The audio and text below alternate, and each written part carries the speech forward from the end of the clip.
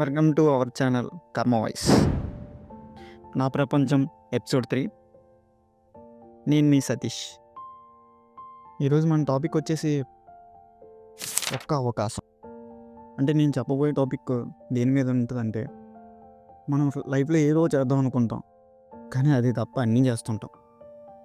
ఎలాగంటే ఒకడు రైటర్ అవ్వాల్సినోడు 25,000కి 20,000కి ఏదో కంపెనీలో ఉద్యోగం చేస్తుంటాడు. డైరెక్టర్ అవ్వాల్సినోడు ఎక్కడో ఏదో చిన్న చిన్న పనులు చేసుకుంటూ బతికేస్తూ ఉంటాడు. ఆర్టిస్ట్ అవ్వాల్సినోడు కొట్టులో కిరాణా కొట్టులుగా చేస్తుంటాడు.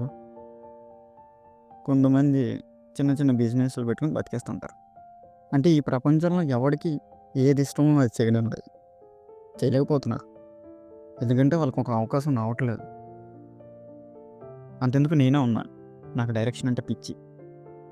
నేను ఎన్ని కథలు చెప్తానంటే నా పక్కన ఉన్నవాడు బుర్ర తినేస్తాను కథలతో. అలాంటిది నాకు కూడా ఒక అవకాశం రావట్లేదు. 2 నెలల నుంచి ఖాళీ కూర్చున్నాను. ఎవరైనా ఒక ఛాన్స్ అడిగితే వాళ్ళు ఏమంటారంటే, అది సొంతంగా చేసుకోవచ్చు కదా, వాడిని వీడిని బతిమనుకోవడం ఎందుకు. కానీ నాకు ఒకటి అర్థమవుతలేదు, సొంతంగా చేసుకోవడానికి అవి కావు కదా, మనతో పాటు నలుగురు మనల్ని నమ్మి నడిస్తేనే కదా అవుతుంది ఏదైనా. కానీ నేను ఒక విషయంలో మాత్రం హ్యాపీ.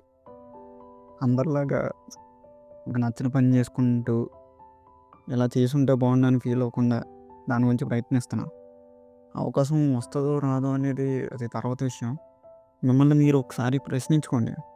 ఇప్పుడు మీకు చేస్తున్న పని మీకు నచ్చుతుందా? మీకు మనసుకి నచ్చే పని చేస్తున్నారా?